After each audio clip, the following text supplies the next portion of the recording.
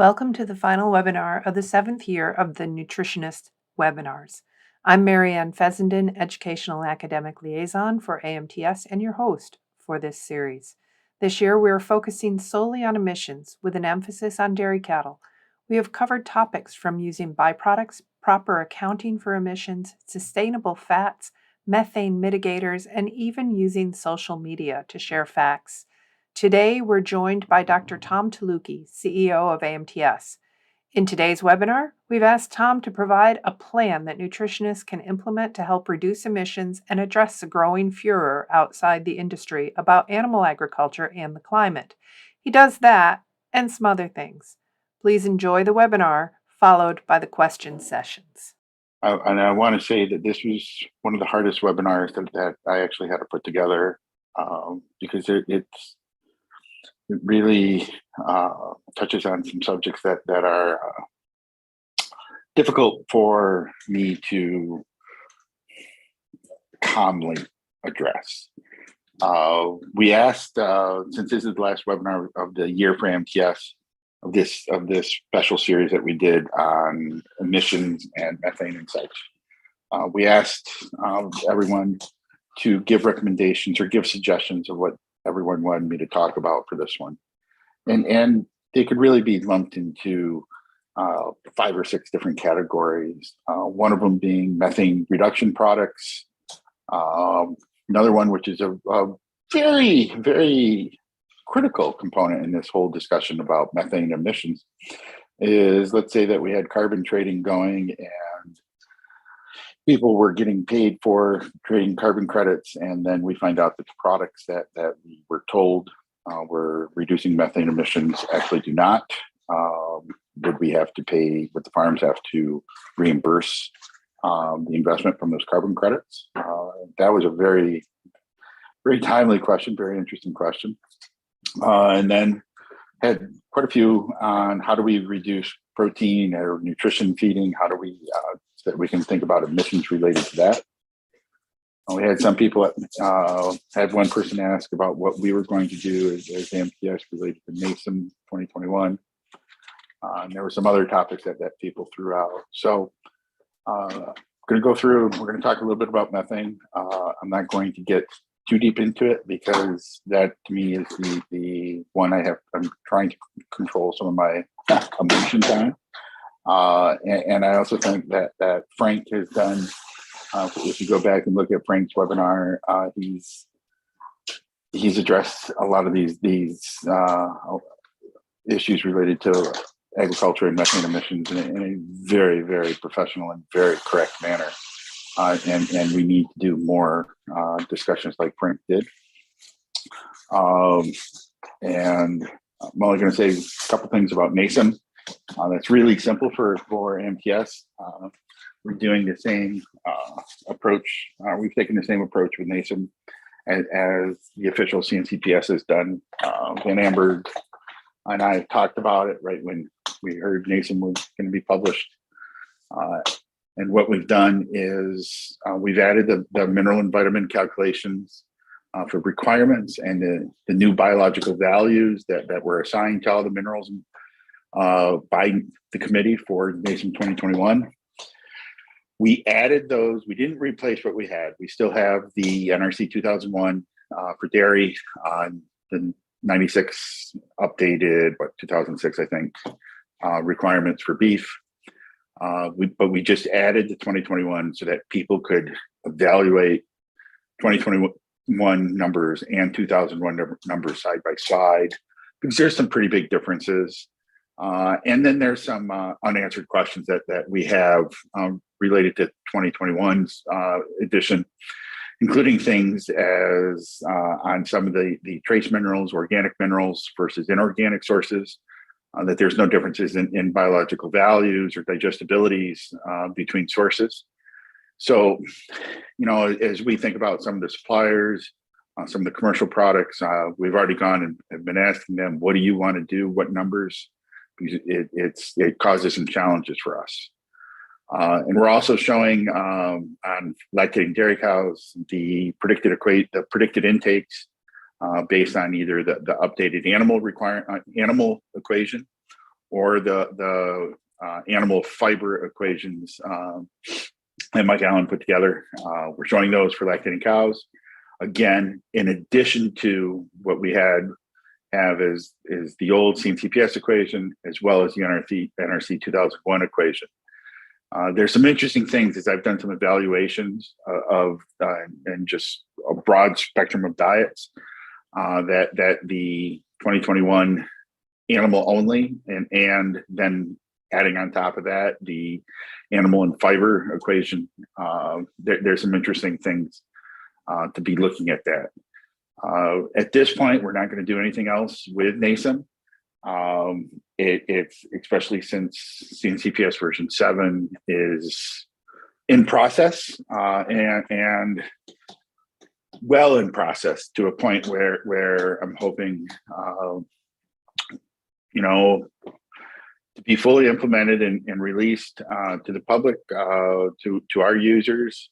The way things are looking, it'll be sometime 2023, maybe second half, maybe the end of 2023. It may be a great Christmas present for the industry for 2023. We shall see. So the whole issue with methane, wow, like I said at the beginning, this is a difficult topic for me. I've got very strong feelings about this. When we look at the diet that we feed, the majority of the ingredients that we use are either byproducts from human food or from fuel production. You think of all the distillers' grains, or even soybean meal or canola meal. Those are all byproducts, really. Or we use a lot of byproducts that are human food and edible. They don't meet human food standards, or they're returns from human food production. For example, I use a chocolate candy cookie blend, or think of all the wheat mids or wheat shorts or wheat bran that we feed around the world. We do a lot of byproducts, and we're using other things like forages, where we could get a really high yield of a crop that is good for ruminants, but would be marginal in terms of yield for direct human food production. So it allows us, ruminants allow us to capitalize on raw materials and resources that otherwise would either be wasted or would be not possible to use. So, as we think about the carbon that's released by ruminants as methane, it's really recycled through plants. It's recycled either through direct feeding of these byproducts, or it's recycled through the growth of new plants. When we grow a grass forage or an alfalfa or corn silage. And that recycling, I call it, there's no clear term on this. I call it old carbon because it's carbon that's already CO2 that's already in the atmosphere, and we're recycling it, versus new direct carbon emissions from the utilization of fossil fuels. And I think we need to make that distinction. I think that distinction needs to be made at a regulatory level as well as on an accounting basis, because we're being challenged to address this, and I don't know how much we can really address it. Products, there's a lot of research going on different products about methane mitigation around the world. As of today, and this is October 9th, 2022, we don't have any approved in the USA yet. I know KSM's product, the 3-knot product, is going through that process. And so I'm not going to say anything about any of the products because there's still a lot of R&D going on. And we see all these numbers and all these claims about what kind of methane reduction we'll see with them and everything. But I do want to throw a couple numbers out at you. Let's put this into perspective. There's all this excitement about some of these seaweed products or algae products or any of these. Okay, let's say that we have a 50 gram per day feeding rate, which is low or average maybe for some of these products. I looked it up earlier. There's about 94 million head of cattle in the USA. So that's between beef and dairy. Includes calves, everything. I didn't look up, sheep, goats, or anything. I just looked at cattle in the US. So at 50 gram today, that's 4,700 metric tons of product that we would need to feed per day to treat the entire US cattle herd. How are we going to produce this from some of these products? How are we going to produce? I don't even know. Is it a 30-day growth cycle for some of these products? Is it a 7-day growth cycle? How are we going to generate that kind of volume to do this just for the US? Now let's include Europe. Let's include Asia. Let's include India. This is not something that just a handful of little products is going to treat. We've really got to put this in perspective of what is physically, logistically possible. But I think we also need some trials that last 3 years at a minimum, I would suggest. I think some of them we really need to consider 5 years trial to really see if this reduction in methane emissions is consistent and if it remains. I did some looking through the literature to try and look at what are some of the long-term trials. And I was just using 3NOP because that's actually got the largest data set out there that I could find. And a lot of the trials, they consider long-term 120, 150 days. And here's one that 2021, it was published. And it's about, looking at 3NOP, varying concentrate rates. Okay, great. And one of their stated objectives, the present study aimed to address missing long-term studies investigating the effects of 3NOP in combination with varying forage percentage rates on emissions. Okay, their stated objective, long-term. Well, the trial lasted from day 28 prepartum to day 120 postpartum. So 148-day trial, okay? That's not long-term, sorry, folks. And if we look at the data from the trial, this is just, I screen captured this right out of the paper. This is methane emissions up here in the top right, top left panel, okay? The two blue lines are the non-3NOP treated animals. The red lines are 3NOP. It's either high forage or low forage, I think, rates, higher low forage diets. And yes, there's this really nice reduction in methane emissions all in through here. But look at this one, the lower feeding rate. By week 7 in lactation, those cows, that effect is starting to go away. A higher feeding rate, okay, it lasts a little bit longer, but look out here, we're getting towards the end and we're starting to see that trend upwards in methane emissions. We even look at methane yield, grams per kilo of intake. We see it's even more pronounced where this low level, they come back pretty quick. And the higher level, they're starting to trend back up, okay? Even methane intensity, okay, per kilo of energy corrected milk, we're seeing the same trends. So, this really, and it really goes back to the one question that I was asked to address was what happens, if people were using this and selling carbon credits, and then we start this newer data came out, after a 2 lactation long trial, where we actually saw that it goes away, where the treatment effect goes away. I don't know the answer to this. Okay, I think it's a huge lack of data that we have to really be able to answer some of these questions. And when you look at the age of methanogens, okay, recent work, 33 genera representing 13 families and 6 orders, and ancient lifestyle, okay? Remember this, these are not young bugs. These are bugs that have been around for one of the estimates I saw was like 3.2 or 3.5 billion years.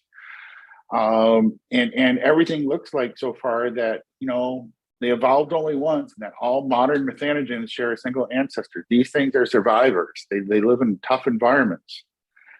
And are we really arrogant in thinking that we can control a species that's evolved over a few billion years? And that we can do that in 10 years, 15 years, 25 years?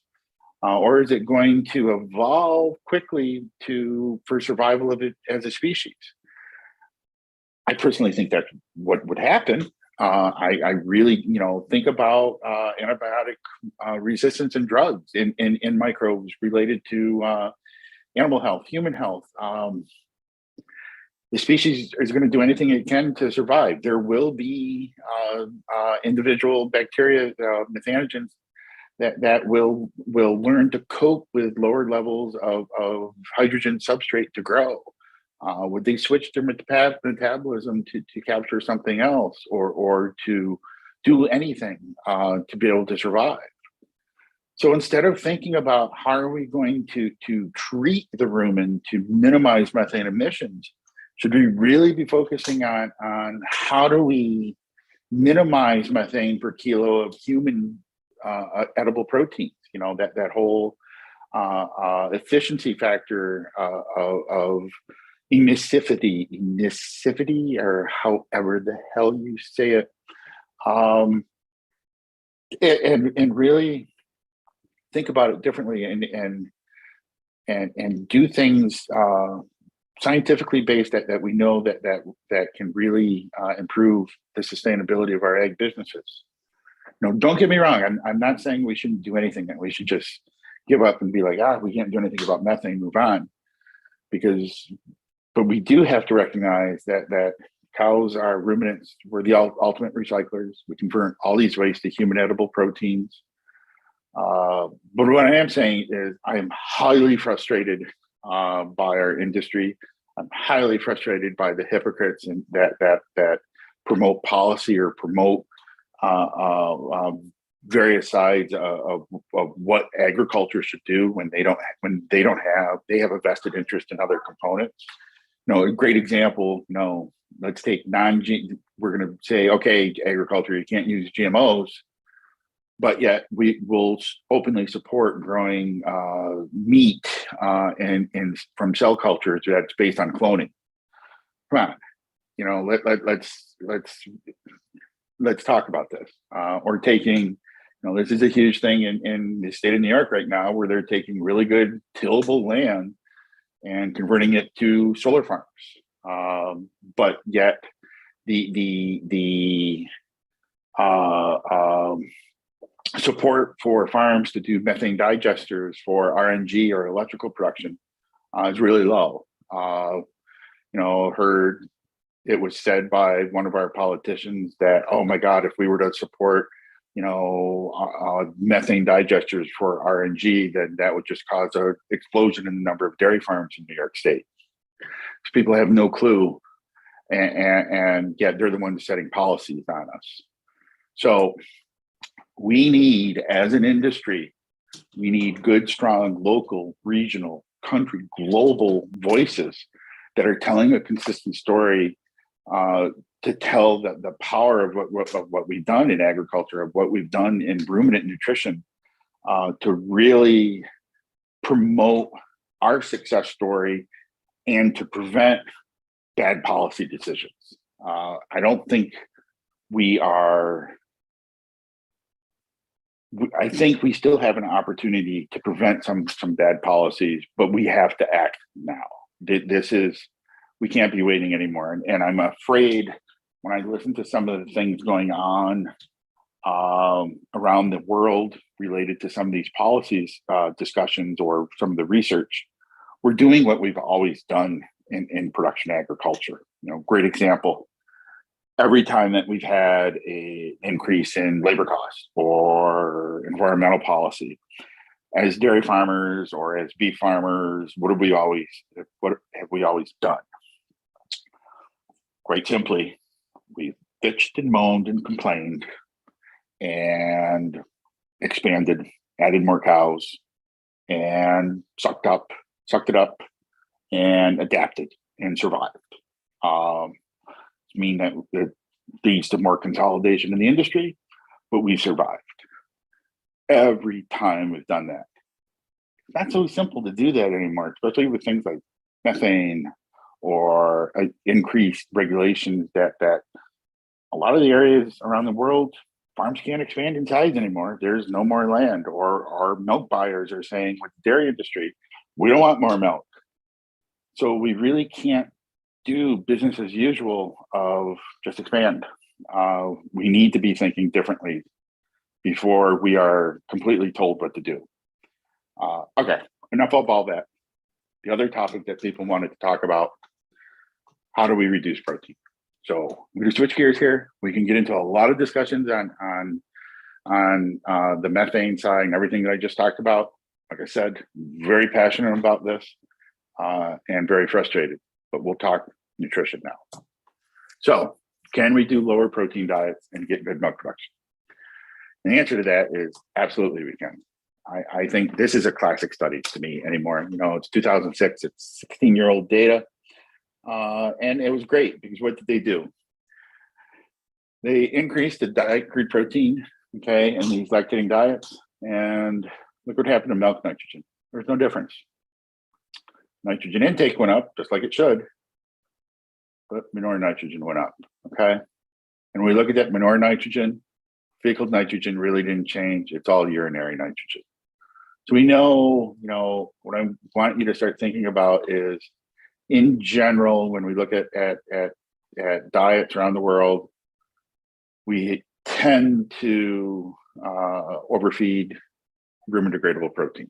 Okay, we are a lot of the models that are out there are recommending levels of RDP that really are not needed by the animal, so we end up wasting a lot of nitrogen.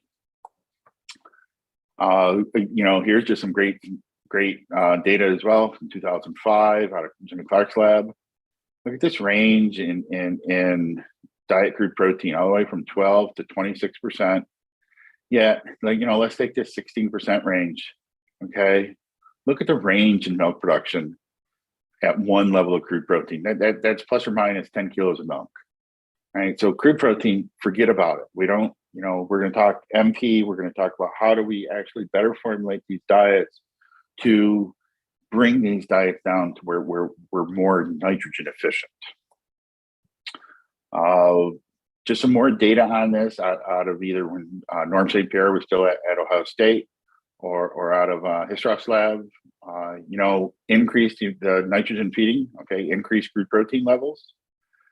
And in general, there's very little change in fecal nitrogen, but any excess nitrogen that we feed or an imbalance of amino acids where we can't use it efficiently, we see this increase in urinary nitrogen. And that increase in urinary nitrogen also takes us to varying levels of MUNs, PUNs, pick your number that you want to evaluate. The higher those numbers, the higher the level of wasted nitrogen going into the cow.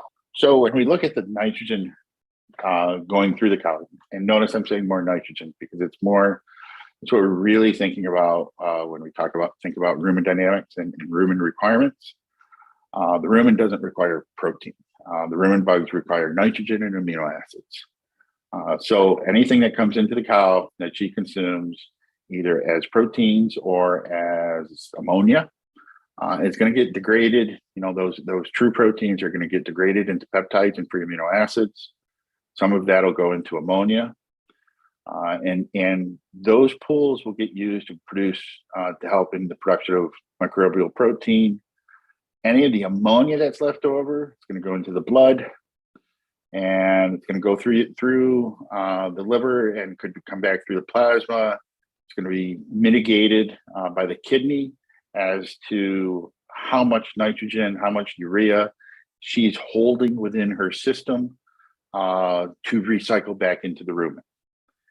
And that's a really important point to remember, is the cow is her nitrogen dynamics to maintain rumen health and rumen function is amazing. This is, again, we're talking about a system that has co-evolved. It's a symbiotic relationship between the rumen and the ruminant animal that has developed over millions of years for her to be able to utilize these poor quality feeds in general, and keep that rumen healthy to actually feed the animal.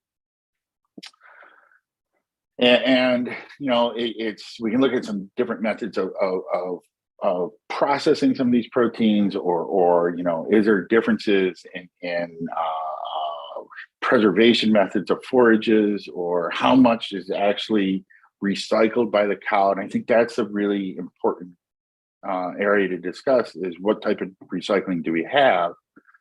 This is a study that came out of Oulay's lab, where it wasn't a lot of cows, but these are intensive studies, and it was really looking at 3 different forages. So either sun-cured hay,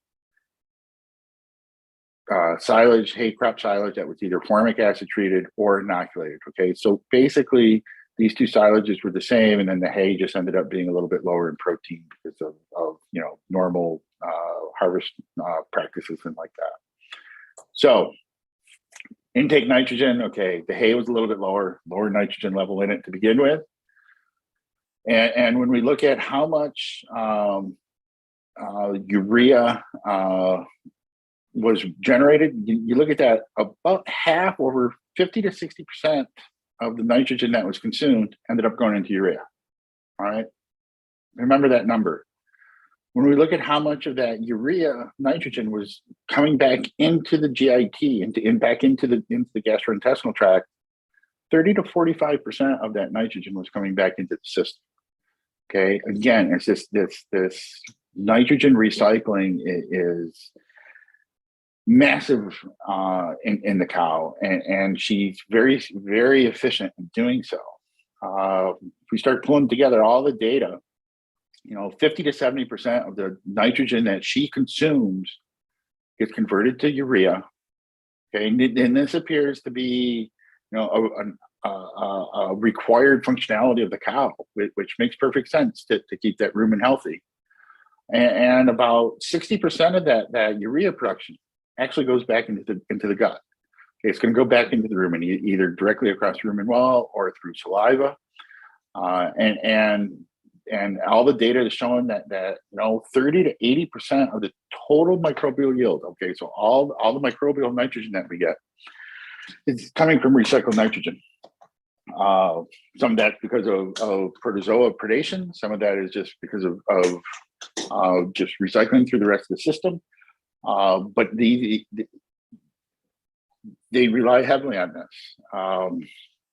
And when we think about how we've modeled this, and there's different models out there. If we look at Dijkstra's model out of the Netherlands, or we look at Molly out of Cal Davis,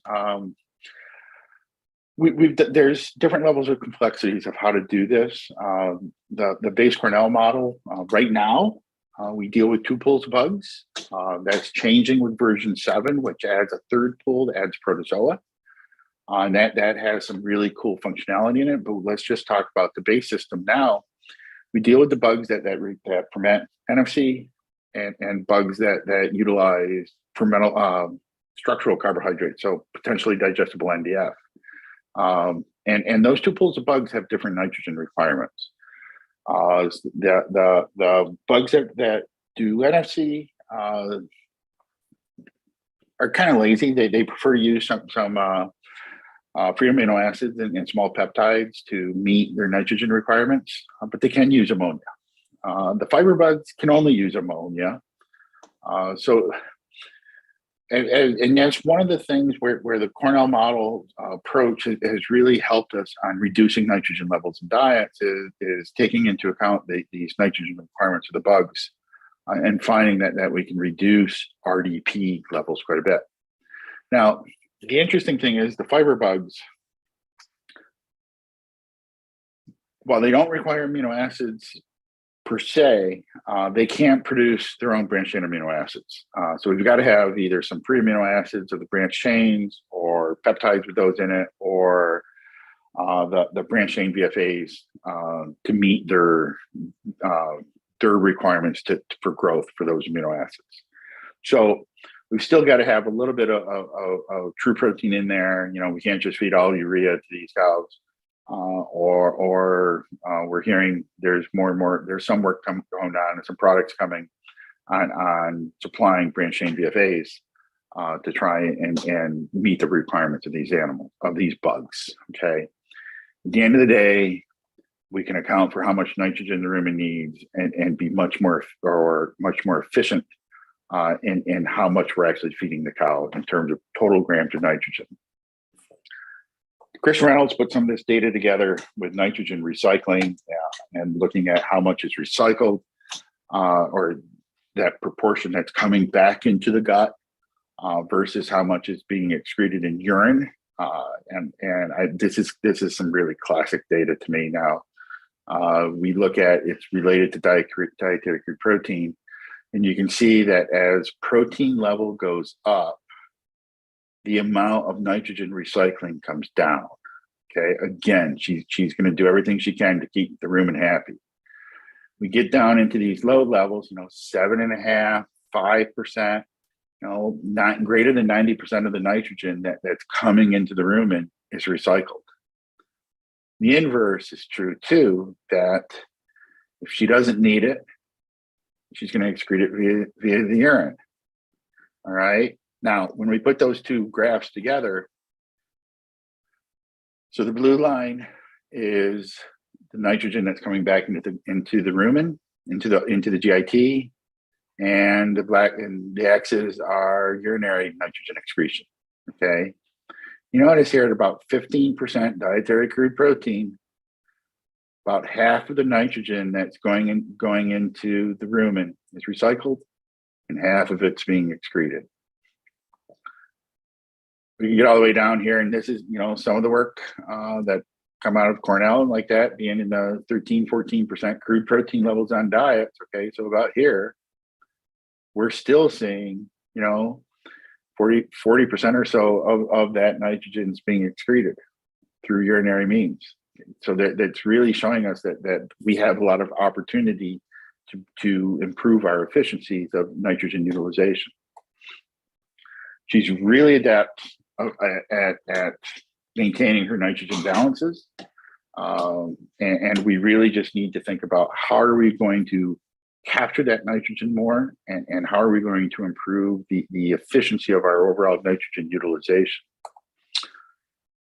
They also looked at is there benefits of timing releases of nitrogen and carbohydrates. And in that study, looking at non-steady state feeding, they couldn't identify any benefit of trying to synchronize this whole concept of synchronization. Now it could be that they just didn't have a wide enough range on some things. We don't know, but in general, we overfeed nitrogen. Okay, it is really that level of simplicity. The next bunch of slides, and some of these are now 7-10 years old. Larry Chase shared these with me a while ago from a field study that he did, so these are real diets, real herds. They put together a group from 14 herds, okay, of diets that were less than 16% protein. Most of the herds were over 80 pounds of milk. 4 states and a half a dozen nutritionists or so from around the area. Average milk, 85 pounds. Range, okay, herd level or group level, 60 to 116 pounds of milk. Look at this range in protein, 14 through to 16.5. MUNs 8 to 14. Okay, average was 9.5. And we're going to talk some more about this MNE. So that this is milk nitrogen efficiency. It's kind of considered that it looks like that the maximum possible efficiency is around 40%, maybe 42. Okay, And look, we've got groups in here doing that did 38% efficiency. The average of 34, and look at the low 28. Here's some huge opportunities. So think of it this way: this is grams of milk nitrogen divided by grams of nitrogen intake. Okay, so it's a gross efficiency number. These diets, 48 to 60% forage. I know I've seen some diets more recently going up into the low 70s on forage level with pretty high levels of milk. So the industry has been evolving quite a bit in the last 10 years since Larry put this data together. Pretty good range on milk fat, milk true proteins. But look at this start, 24 to 32. And we'll come back and talk about that one a little bit, as well as the range in sugar, 3 to 7. None of them are really high fat. Okay, so that should tell you something right away of what the direction we're going. I'll say this right now: it's all about how are we going to maximize the amount of fermentable carbohydrates going into the cow. That's the key. That's the trick. Some of the diets. Okay, this was 140 cow tie stall herd, TMR 92 pounds of milk on 14% protein, folks. 31% NDF, 29% starch, 5% sugar, 4% fat. Nothing real special. Okay, 60% forage diet, heavy corn silage. Okay, 17 pounds dry matter, a good grass alfalfa mix haylage. All first cut. I know this farm, they do all their first cut that they harvest is for the lactating cows. 13 pounds of corn, a little bit of molasses, some sugar, soy, roasted beans, a little bit of animal protein in here, and amino acids. Simple diets, okay? And you'll see that as we go through a few more examples like this. They are simple diets centered around high quality forages. Across the study, the data set that Larry had, if we look at peaks, we've heard this, you can't feed low crude protein because you're going to have clip peaks. That's not true at all. There's no difference in peak milk by lactation in this data set. Again, it's intake driven. Data out of California, okay, 2010, looking at ration crude protein versus milk production of the herd. There's absolutely no relationship, okay? So it's some more examples, okay? 54 pounds of intake, 92 pounds of milk, 14.4 crude protein. Well, they're 31.6 NDF, and amino acid formulated. Okay, again, corn silage, grass haylage. Okay, decent, again, forages. Look at another 53 pounds, averaging 89, 15% protein, 31.5 NDF on formulated, pretty tight, 94 and 98 for energy and protein level milk. Low, just 104% of requirement on rumen ammonia. You see RDPs in here and like that. I don't talk about RDPs other than I'll say this. Compared to the numbers that you're used to looking at probably on a lot of your herd, a lot of your diets, a lot of people are going to say these are low. And I'm going to sit here and tell you there's no static number for an RDP in the model. It's calculated. Okay, there is, when someone says the diet should be 10% RDP, I'm going to come back and say at what level of intake, what level of milk, what level of everything, because RDP is dynamic. It is based on, it's calculated on the ingredients that we deal with, the pool sizes, the rates, but also based on level of intake, what are our passage rates. So that's why I never talk RDP. I'll look at rumen ammonias. And again, 104 is formulating these diets pretty damn tight, folks. Again, heavy corn silage, 9.8 pounds of alfalfa hay, had a little bit of straw. But look, a blend of both flaked corn, so this would be like a 28-pound steamed flake corn and a finely ground cornmeal. and you look, there's no animal proteins in. Oh yeah, there's a little bit of animal protein in here. Sorry, but again, heavy fermentable carbohydrates, a good source of bypass proteins, and then formulated for amino acids. Another herd, 50 pounds of intake, 15.8 protein, 84 pounds milk. Again, formulated from amino acids, low fat. Okay, it's not like we're feeding these things like pigs. We're actually feeding them like good, healthy ruminants. Haylage, okay, canola meal, ground corn, corn silage, citrus pulp, roasted beans. Amino acids, okay. Ingredient selection, ingredient source control, good forages.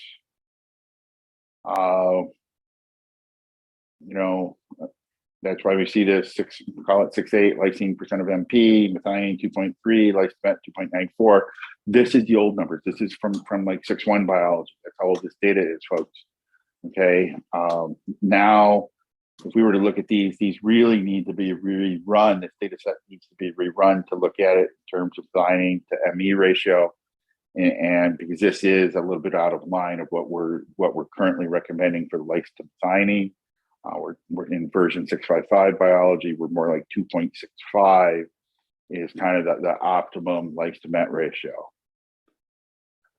Here's okay. Remember that MNE that was in the earlier side. That's what this is. Productive N over total N, 35%.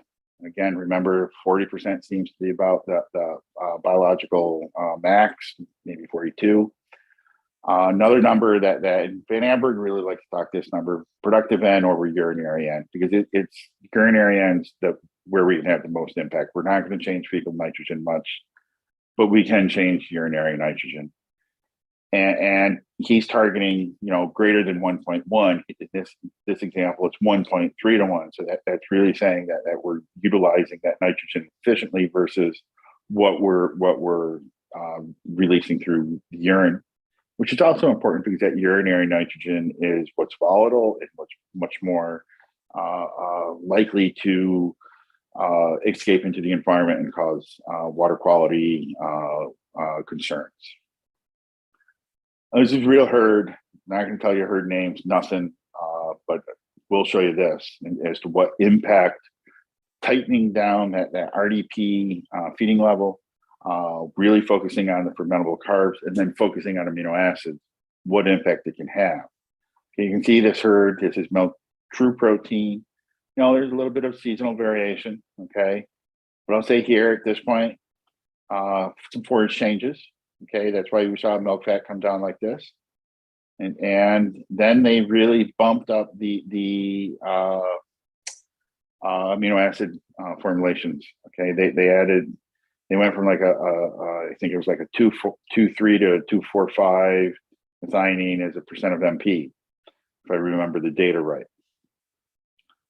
In that reformulation, when they did that, they also saw like this with MUNs, averaging 12, 13, some spikes up around 14, but then when they went in with the higher amino acids, step 1, dropped them to 11, step 2, dropped them to around 7 or 8.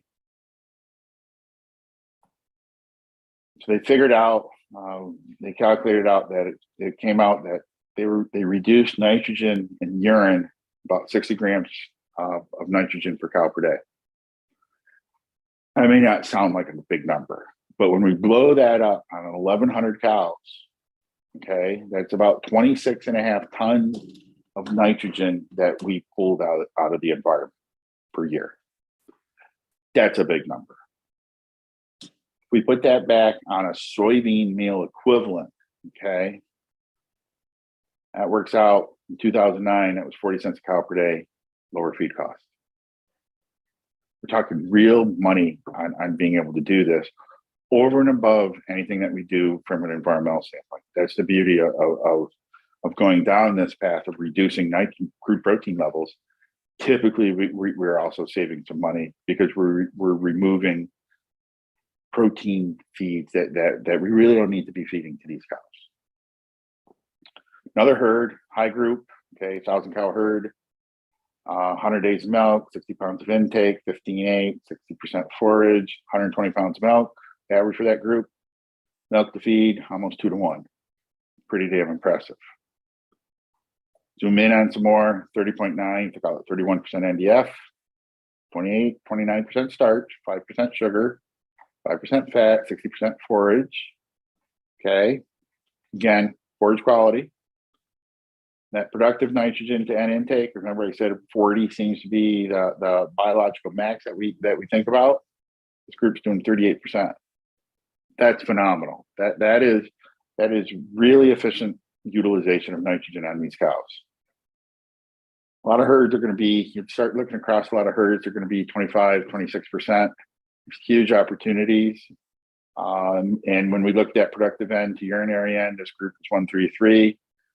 Most farms, most groups, 0.6 to 0.8 to 1. Okay, so we are actually excreting more nitrogen in the urine versus what we're actually using to convert to animal protein, which is what we really are trying to do is convert nitrogen to human edible proteins. All right, so how do we do all this? Well, first, you got to define your animals, right? Okay, I don't care what formulation system you use. Define your animal, understand your client that you're trying to feed. Secondly, I want you to think like a microbial nutritionist. Okay, but that's really what we are. First and foremost, we're microbial nutritionists. We're trying to get as much out of that rumen as we possibly can, and then we supplement the animal. Okay, so how do we really do that? Well, we want to maximize microbial yield. So that is, we got to have a good, healthy rumen to be able to do that. And then what we use to supplement. Why push the bugs? Why push the rumen so hard? Look at the amino acid composition of milk. Okay, milk's green, tissue, so body tissue is blue. And the bugs, the microbial population's in gray. All right. Again, that showing that symbiotic relationship, that coevolution, that evolution of the rumen microbial population and the ruminant animal to actually be able to survive and reproduce. So we want maximum rumen for output. So rumen microbial yield, it's directly related to how good our carbohydrate fermentability is. So we want something that's highly fermentable, not overly filling. Okay, we got to have enough fill to keep the rumen function going, and we don't want to invoke acidosis. And then we just make sure we have enough ammonia, have some branch chains in there to keep the fiber bugs happy, and then give a little nice spike to the NFC bugs by having some free amino acids in there. Pretty damn simple. Doesn't take a lot of extra rumen degradable nitrogen to really be able to get this system to function at its most efficient level. Where we have a problem though is really identifying and really understanding our sources of fermentable carbohydrates. And that's why there's been so much work on fiber digestibility as an example. We look at the microbial yield out of a high cow diet. About half of the bugs are coming from NFC sources, and half the microbial proteins coming from fiber digestibility. So that's why there's been so much focus there. We need the same level of focus on rumen-degraded starch. And instead of just thinking about, I'm going to feed ground corn, or I'm going to feed, X source of starch, really take a step back. And this is where the microbial nutritionist comes in and thinks about, what's the rumen degraded starch? What's the potentially rumen digestible starch? And we can come up with some different answers and different values on pricing some ingredients. If we compare, for example, different processing levels of corn or different processing levels of barley or wheat compared to corn, be thinking about pricing these ingredients on a per kilo or per ton of rumen digestible starch, because that's really what we're trying to stuff down the animal's throat is fermentable carbs. So let's price things that way. Let's evaluate decisions. Let's make decisions based that way. And it really, we can manipulate starch processing, starch digestibility a lot by processing and really enhance microbial yield. Think of ground corn or ground wheat as a protein source to the cow because of all the bugs that we grow. And a lot of times, grinding is the cheapest way to process some of these, but is it really the best way? Could we spend a couple extra bucks a ton and really improve our starch digestibility 15%, 20%? I don't know. And we really need to have good SOPs to evaluate this starch processing, regardless of what we do. Are we doing routine particle size on ground corns, for example, or are we double checking these with our suppliers to ensure that we're getting consistent grind size, mean particle size, and such? It's something that really is a struggle to keep up with, but it can pay really big dividends in how we formulate to maximize rumen output. All right. So again, we're trying to stuff as much fermentable carbs as possible down that animal's throat and keep that rumen healthy. And rumination collars really help us to push that limit a little bit further. But we also know that with some of the work out of Minor on the PE UNDF 240 work that they've done, or the particle size and overall NDF digestibility, there's some opportunities to manipulate our diets to really change some of the fermentability, some of the intake patterns. And we need to be thinking about how to take advantage of that, especially in light of trying to reduce nitrogen levels.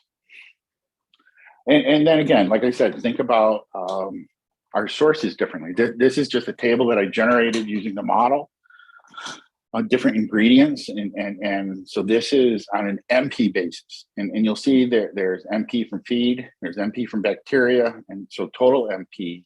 So if we look at, for example, soybean meal, so this is soy 48, grams per kilo of dry matter, there's 227 grams of MP directly from that feed. And yet it's still growing some bugs, about 37 grams of MP per kilo from microbial production. So our total MP for soybean meal, and this is just one example. These are not static numbers because it depends on level of intake, passage rate, yada, yada, yada, but 264 grams.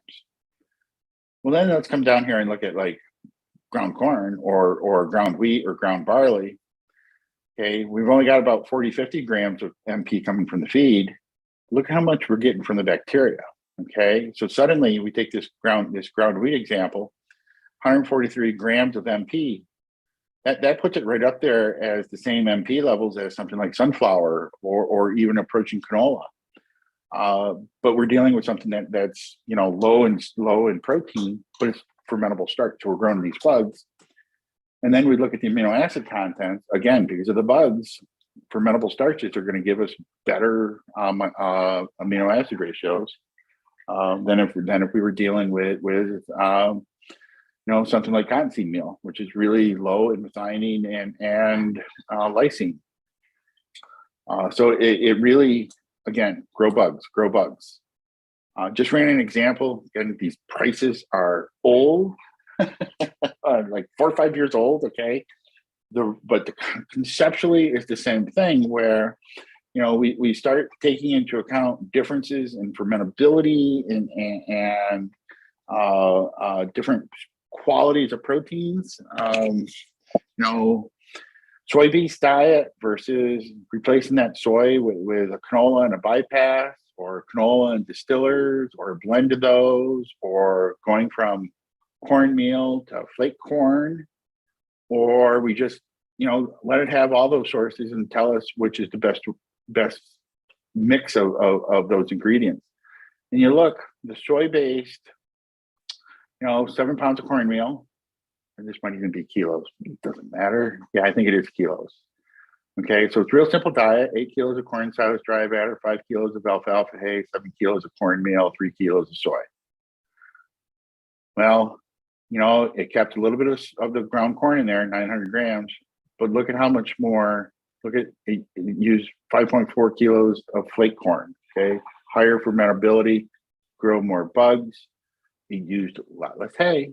Okay, 9 kilos of corn silage would have dropped the hay down and brought in some distillers as well. Well, let's look at the performance. So MEMP level milks across all of them. You see there's a range. It's soy-based 35, 34 MEMP. Replacing it from canola and a bypass where we get, basically 35 and 35. And it was a little bit cheaper. We come all the way across here and where we let it, optimize across that. Got our about the same price and a little bit more on income over feed costs because we brought up our first limiting, which is a little bit. So we got a little bit more potential income out of this. Look at the diet crude protein cell. Okay, our soy base, we were 16.4. Replacing the going to canola and bypass soy, we dropped it to 16.1. Those look bad. Forcing in, distillers to get similar levels of milk, our protein goes up to almost 18. Doing the canola, distillers, and a bypass soy, over 18%. Look at this when we optimize it though, 15.2. Okay, so same level of performance at a full point lower than what we started from, and a 3-point difference in diet crude protein, same level of performance. Right. So this is what really is kind of possible for us to do. So we could also look at, there's, different forage qualities, different forage species to work with, other feeds, formulating it fully from amino acids. Okay. Those are all possibilities. There is no one size fits all answers to how do we reduce diet crude protein other than we want good fermentable carbs. Starts with forage quality, okay? Then we're picking, what's the most economical MP sources? Typically, that's more fermentable carbs, more, feed more starch or soluble fiber or anything like that. And then supplementing the cow with the correct bypass protein, if we want to say that, to give us that level of MP and supplementing it for amino acids. But it can all fall apart. Okay, we really, if as we go down these paths of being more environmentally friendly diets, if we call it that, okay, we've got to work with our feeders. We've got to work with our farms. We've got to make sure feeding management's good. What's being formulated, sure, we can control that. But what's being mixed and delivered on farm? How accurate is the feeder? How frequently are they feeding? Cleanliness of the feed. Look, there's a picture of a cow sucking on a piece of twine. I took that picture. So, that this isn't made up. We all know it. We've all seen it. Are we consistent in delivering TMR to the groups? Is there a consistent push-up schedule? And is the farm actually doing that? Is it good, stable forage quality? This is little thermal camera. Look at this, 29 degrees, nice, cool silage in that area. But then look at this, 41 degrees, so secondary fermentation. All these things that will turn around and cause us to fail to be when we're trying to have more environmentally positive diets. Case management, just a great example. We'll see if anyone in Argentina notices who's in that picture. He sort of left that there on purpose. But then there's, on-farm stuff, mixing. Now, when I play this, you'll probably hear some Spanish being spoken in the background. This was a mixture in Argentina. Okay, I don't remember the farm it was on, but I remember we were walking by the feed bunks and I saw all this long hay sitting in this, and we've got this great mixture that does all this.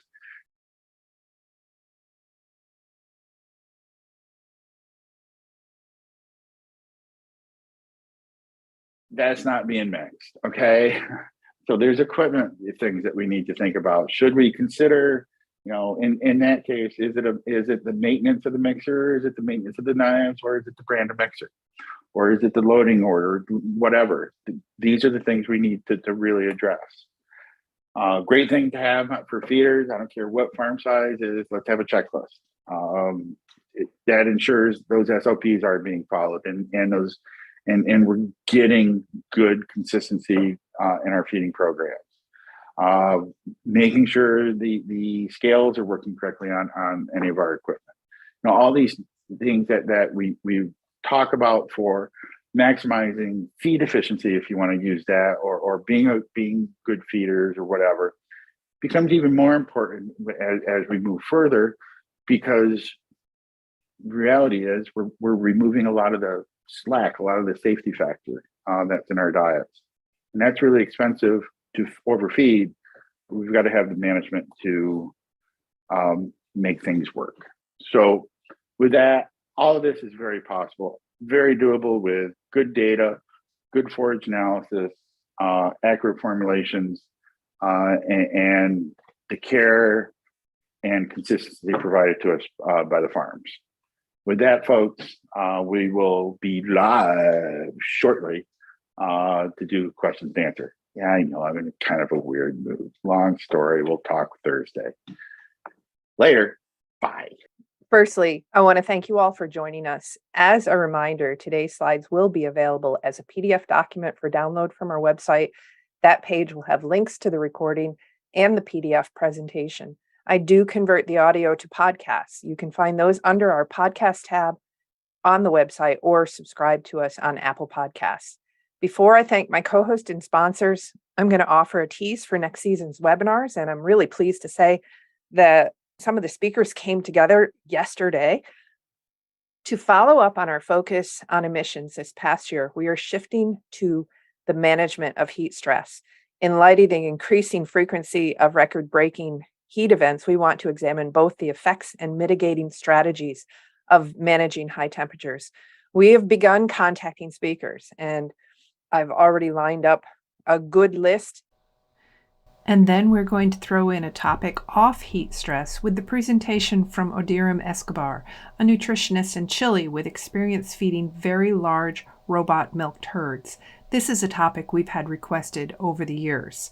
So, in addition to my wonderful AMTS colleagues, Lynn Gilbert and our speaker today, Tom Tylutki, I am joined by Dr. Martin Traxler, our distributor in Mexico and Colombia, and the director of AgriLab and La Tech, Elena Bonfante of Dairy Innovations Italia, who is our distributor in Italy, Hungary, and Spain, Sean Lee, our distributor of AMTS in China and the director of Ansci Tech, and Marcelo Hens Ramos of 3R Labs, who is one of our first distributors who came on board, and he is our distributor in Brazil.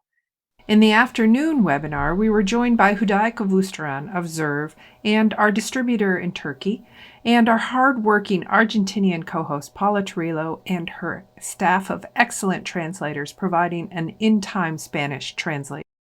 We want to thank them for joining us today. We'll ask questions from their country's point of view. And lastly, let me thank my wonderful sponsors from this year. They allow us to pay the speakers, although we don't pay Tom anything, and help justify my time commitment to this project. We thank our gold sponsors, Arm & Hammer Animal and Food Production, #ScienceHearted, the Canola Council of Canada. Learn more about feeding canola at canolamazing.com. Adina, experts in animal nutrition with expertise in plant bioactives, and Proteca, transforming the future of farm animal health. Our silver sponsors are the Forage Analyses Labs of Dairyland Laboratories and Dairy One, both with affiliates around the world, Adiseo Ruminant Nutrition Solutions to ensure animal performance, and Nova Meal from Novita Nutrition. Our bronze sponsors are AminoMax, Virtus Nutrition, Origination Inc., Balchem, and Glucobest. Each of these companies support education and research worldwide, and we hope that you consider them in your formulation decisions. I always like to open it up to my co-hosts in case they have to leave. And since Elena is at the end of her day, I offer to her to go first. Wait. Hi, Elena. Wait. Yes. Go. Let me just say a couple of things, folks.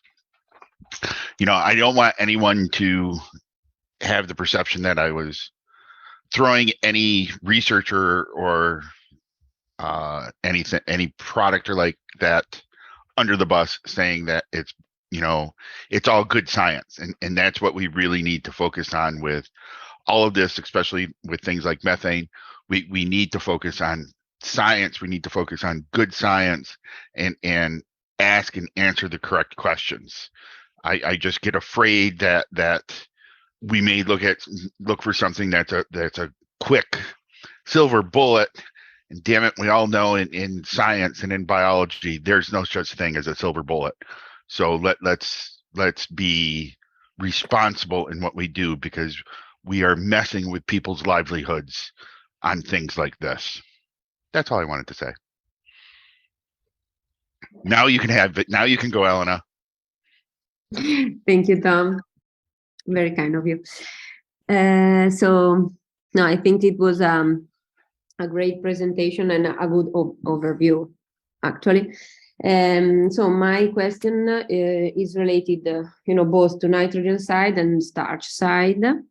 So you know that here in Italy, for example, there are productions that may not use, urea, for example, to increase soluble nitrogen when it's needed.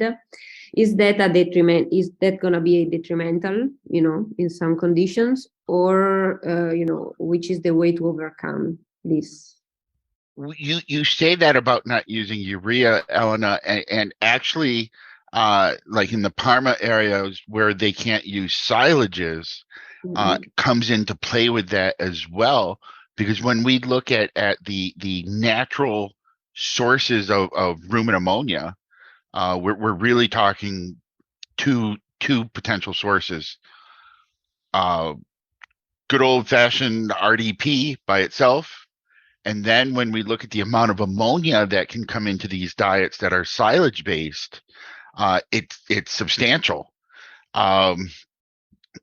So it does potentially give a little bit of a challenge, but it's really pretty easy to overcome, and that's just by using some excess either solvent soybean meal or solvent sun, not rumen bypass veg sources, because we're still going to get, well, if we take regular old soybean meal, we're still going to be, depending on the level of production, 60 to 70% degradable, and all of that, the vast majority of that will end up going to ammonia within the rumen. So we can easily meet those rumen nitrogen requirements without silages, without the addition of urea. We may have to overfeed a little bit of non-bypass veg sources, but it is what it is to meet the animal's requirements. Mm-hmm. Thank you very much. And for the starch, so digestibility, 7 hour. Now I'm basing, my analysis on NIR. Okay, so is the NIR number now, something we can rely on? There is something more to work on, or the wet chemistry is still the best? I'm probably going to say that 7 hour is plus or minus 25%, maybe greater than that. Definitely gives us good directionality. Is it something that's perfect? No. And that's a known issue, and I actually am super excited that Van Amberg has a grad student starting that is going to work on the starch side. So I'm hopeful that we can have something much improved in the next 3 to 5 years. Today, I use that 7 hour in normal formulation all the time. And I think it's strong enough for us to make some decisions on, but we have to be cognizant that there is variation around it. I think that the bigger issue is the whole idea of the right now, the KD and the intestinal digestibility of that starch are disconnected. So it's really, and we know from the data that starch that is not ruminally digestible also has a lower intestinal digestibility. So we need to spend more time talking about that and making those adjustments to tie it back into what the cow is actually doing with it. You know, in severe cases where we think we may have problems that just aren't adding up with the model, probably be a good idea to do fecal starches. And then we can sort of back calculate some of those values just to get us closer. At the end of the day, it's still use the data that you have and watch the cows, because the cows will tell us if we're how far off we are on things. Mm-hmm. Thank you much, Tom. And we'll see you soon. Be prepared. Elena, thank you this morning for joining and for your comments. I'm going to move now to Marty Traxler. I have one question that I will ask, but let's go and see if Marty has any questions or comments from Tom's presentation. I don't really have any specific questions, but just to see if Tom's temperature rises a little bit. This week, or in the past couple of weeks, I guess it's this week mostly, there's been New Zealand with the burp tax, and I saw you got a list of in-press documents from the Journal of Dairy Science, and there's a couple on dairy cows and their contribution to greenhouse gases. And I was just wondering, I haven't had a chance to read them yet, but I found it interesting that they came out almost at the same time as this New Zealand issue. Does Tom have any comments on that? First of all, I'm going to thank you, Marty, because I was going to ask him that. I sent him a warning yesterday. So. I did not see that in-press article, Marty. So that'll be an interesting one to go through, and hopefully it shows that numbers that FAO and other groups internationally have been using are too high from what's really going on with cattle. When I saw that about I saw that news article about the burp and fart tax that New Zealand wants to impose, and that's actually their second time that they're proposing it. The first time it was just a fart tax, and they got beat up by everyone, and they pulled it before it went anywhere.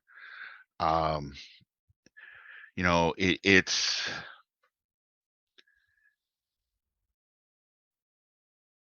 an interesting problem, because, you know, even like with these products, one of the issues that I have with it is you go through all these products that are in various stages of development or approval processes, and none of them show an increase in performance, or maybe a little bit of a trend in changing body condition. So it comes back to how who's going to pay for it? Because if we're expected to do this, and if we expect farms just to absorb this cost, and some of these are not cheap, it's going to drive further consolidation in the industry. We're seeing that every day. You know, is it paid for by the milk processor, who then passes that cost directly on to the consumer, or are we regulated to do something? And what we know from other things environmentally, for example, nitrogen excretion, I look at things like in the New York City watershed or the Skinny Atlas Lake watershed. Both of those are in New York State, folks. And just in case you didn't know, New York City water supply is unfiltered surface water. And they initiated a program over probably 25 years ago now, on at least 25, on working with farms and doing 100% cost sharing to implement changes to control nutrients. Someone's got to pay for it at the end of the day. And we either that or we end up regulated. Okay. And I think that's where with New Zealand, that's probably some of where this is coming from, where they tried to get the industry to step up and do some things and make some changes, and the industry wasn't able to make progress or didn't address it in a way that regulators thought it was working. So the next easiest thing is do a regulation and force it. And at the end of the day, it's going to reduce animal numbers. Let's try and avoid that happening in other countries around the world. Hell, look at what's going on in the last several months in the Netherlands when they announced a 30% reduction in animal numbers. This is the path that's being taken because we are not stepping up and being extremely vocal and as a global industry to tell our side of the story and work with the consumer groups, work with the retailers, work with the regulators to come up with feasible solutions and getting them to understand the biology of the ruminant animal, that hey, this is normal recycling. Carbon, we're critical part of the carbon cycle. If we don't do it, we're gonna get taxed. It's a sucky way to do it, but it's an easy way to force change. So, Tom, I come back to the presentations we've had this last year between Frank and Jude and Sarah Place, and even stuff that, oh my golly, our speaker in August, my brain just stopped. Yeah. Anyway, go on.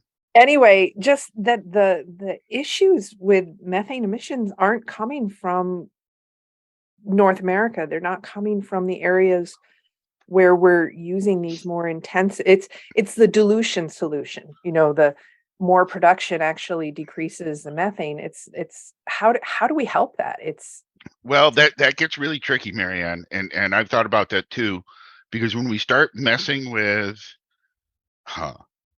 ruminant animals globally, especially when we get into some of the developing countries, and we'll even include India on this, and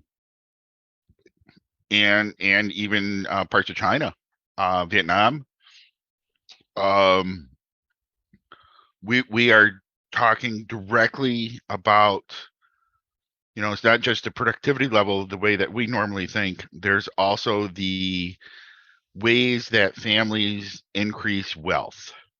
Mhm. And in a lot of countries around the world, increasing wealth is related to owning animals. So it's a global societal problem that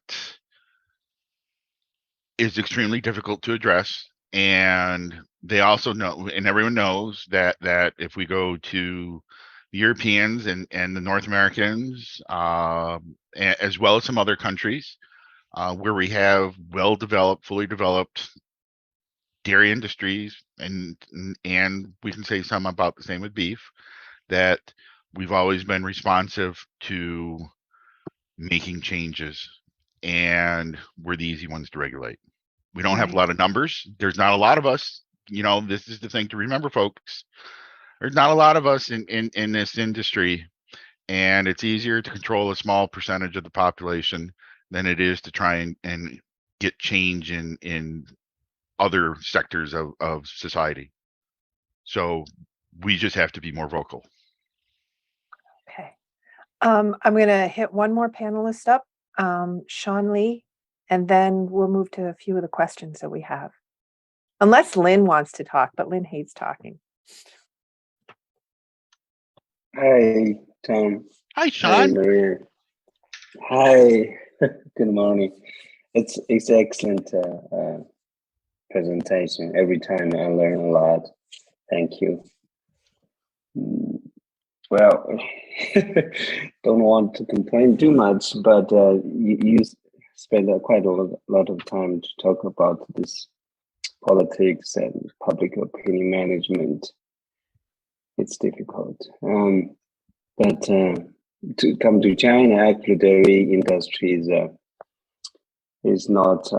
It's still government support. People want more milk, and yeah, large dairy farms for sure have a better time. As smaller dairy farmers are suffering.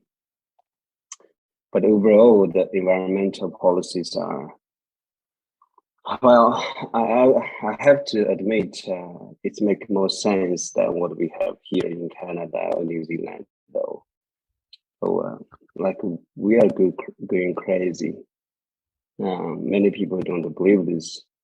So, well, China maybe it's more actually come to environmental policies and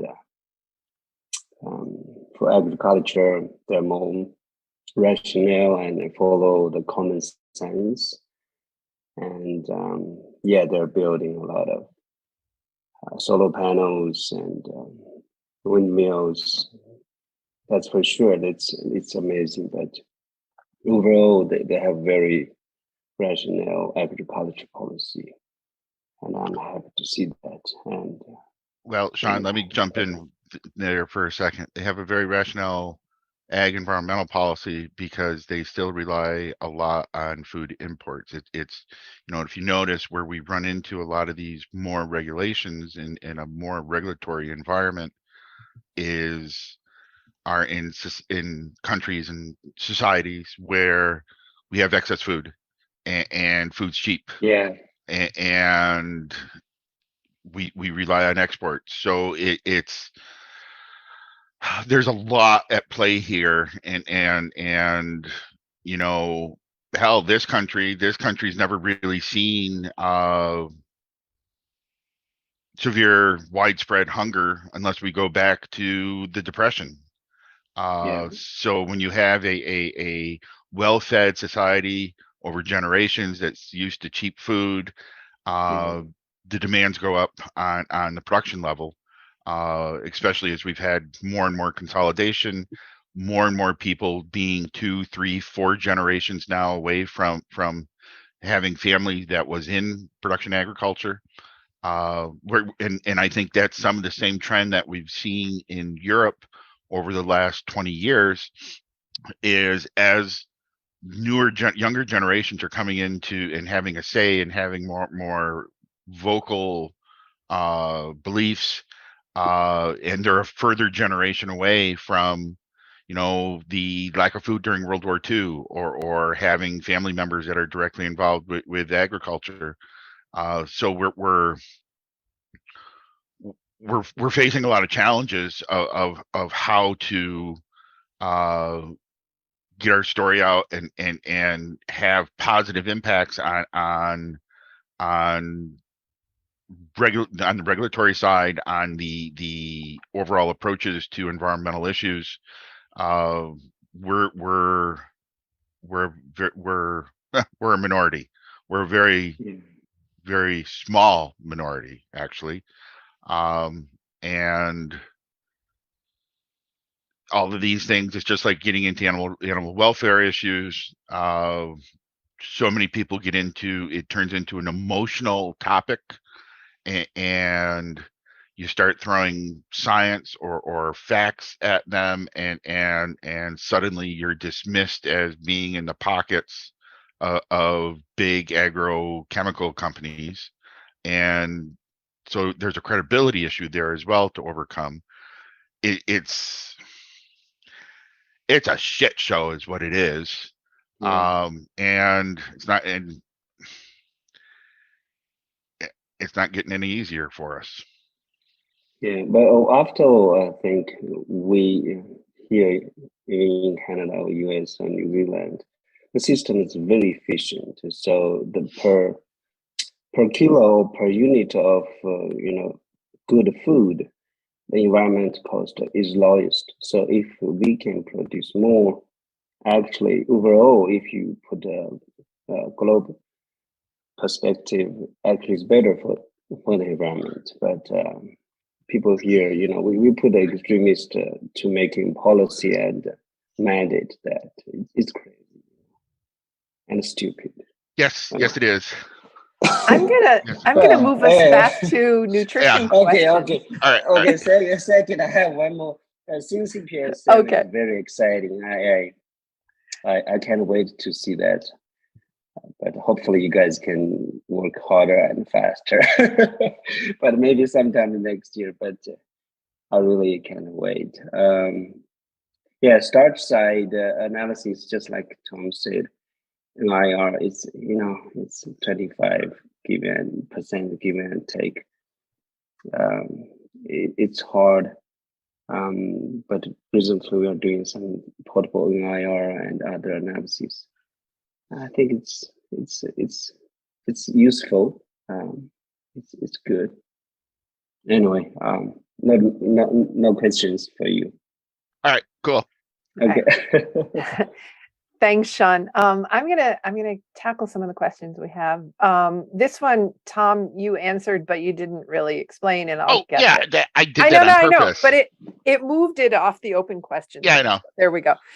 So how is NH3 as a percent of requirement calculated? Is it really a requirement, for example, or for i.e. 1/3 of an NSC nitrogen requirement because plus 100% of SC nitrogen requirement, or simply a total nitrogen balance given excess nitrogen is assumed at the end in the NH3 pool? All right, Jim, I wish it was that simple. And it's actually not, because from the fiber bugs, it is 100% of their nitrogen requirements as calculated based on the potential microbial yield from potentially digestible NDF. They're the easy ones. The tricky one comes with the NFC bugs, because and this is where this is actually an error that we had found in CPM when we were developing version 6 of the model. In CPM, there was a disconnect where the NFC bugs had a requirement for peptides, and then it was just assuming 1/3 of their requirement, or 1/3 of their requirements had to be from ammonia. And when the peptides were deficient, it was not shifting that nitrogen requirement over to ammonia. And that's where it's tricky with the NFC bugs, because they will, per the model, per all of Jim Russell's work, the NFC bugs will get a growth enhancement of up to, I want to say it's up to 16% in the presence of free amino acids and peptides. However, that is not an obligate requirement. If the rumen is low in free amino acids and peptides, they will shift their nitrogen requirements over to ammonia. So it's calculating their requirements. We take into account first what's the peptides available in the rumen, and then meet everything else beyond that supply side limitation, potentially with ammonia. So they could be anywhere from 1/3 of their nitrogen requirement from ammonia to, meeting 80% of their nitrogen requirements from ammonia. So they are the more dynamic pool in those requirement calculations. And then on the supply side, just so everyone's knows, the supply side for ammonia is coming from several sources. One is rumen degraded proteins, rumen supplied ammonia, and recycled nitrogen through the entire system. And so it's actually that requirement is pretty variable, again, driven primarily by how much carbohydrates were actually degraded, and then adjusted for free amino acid and peptide availability, and then the balance of everything is ammonia. All right, thanks, Tom. Next question. Hello, Tom. Thanks for a great presentation. Is there any amylase enzymes with good consistency to improve coarse starch particles when grain silages are poorly processed due to late rains and where the farmer cannot harvest properly? The main focus is to improve rumen bacterial mass, but the question is, are there products to improve degradation of these coarse particles coming from the bunker of poorly processed starch? I see a lot of manure on different farms where maize particles can be seen in high proportion. We tried to use different products to decrease starch percent in the manure, but the response is inconsistent. Yeah, that's a great question. And there may be some proprietary products that I'm unaware of. Generally speaking, though, no, there is nothing. And actually using amylases is wrong. Because remember, these starch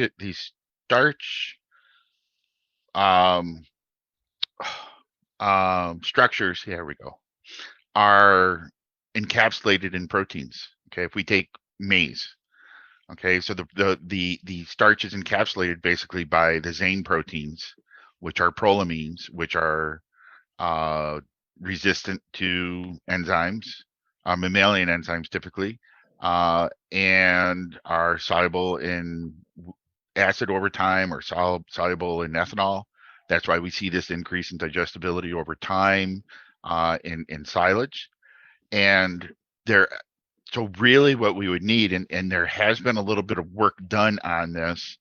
Lyman Kung did a trial, I forget how many years ago now, where they did a mix of different proteases as well as some amylases, and they were showing some really nice responses in starch availability. I don't think any of those products that they did those trials on have been commercialized, but that's really the direction that we need to take, is an enzyme blend that includes proteases that are specific with maize for the zane proteins. We could talk about the same thing with sorghum. That's even a higher level of prolamine. I don't remember the specific name of the sorghum proteins. And so, yeah, there's potential there. The problem, I think, with some of those, we start getting into proteases, the cost starts to go up pretty quick. So I would love to see more work on that, because I think there's a lot of potential there. Okay. So Tom, when you were discussing comparing the different fermentabilities of carbohydrates, would and this is sort of to people who are using our program, would the feed pricing analysis tool be a good use for looking at those? Absolutely. I love showing that through there. You're welcome if you want to share your screen and demonstrate it. It would take me a while tonight. Yeah, we could possibly do that tonight. Yeah, I think set something up during the day and maybe do that tonight, and then it'll be on the recording for anybody who won't see it. So maybe we'll see. Maybe, yeah. We're talking so much about low protein diets, and if I remember Larry's work correctly, those were on actual farms with real life diets, and the farms doing them were being profitable and continuing on. The new NASEM information has quite higher recommendations for protein. What sort of... Oh man, you're going to throw me under the bus like that, are you? I don't mean to. Lynn said I could ask it. I looked at it, and I don't. It just I wondered. There are many issues, and some of the issues go back to the 2001 NRC, part of it is relying upon in situ, and there's lots of problems with the in situ methodology when we're looking at rumen nitrogen demands and overall nitrogen flow through the cow. It is just it's not environmentally friendly to use NASEM from a nitrogen based standpoint. I'll leave it at that. I think you said that very diplomatically. Good I job. tried. You did so well. I You did so know. well. Sometimes I can be a big boy. Good for you. Let's see. And when Paula cautions that when you get to sharing your screen, just go slowly. Super fast. Yeah, super fast. Super Please go super fast. fast because she loves that when you do that. I know. Next question I had, and these examples you gave were definitely based on and this has been emphasized, and it sort of goes back to letting a cow be a cow, high quality forages. What is your recommendation when it's not possible to have those high quality forages? What would you But it is possible to work with poor quality forages, you know, and still have high levels of nitrogen efficiency. Again, it comes back to what byproducts are we using when we are forced to use things like a lot of gluten feed, be it wet or dry. Then our nitrogen efficiency is going to be lower.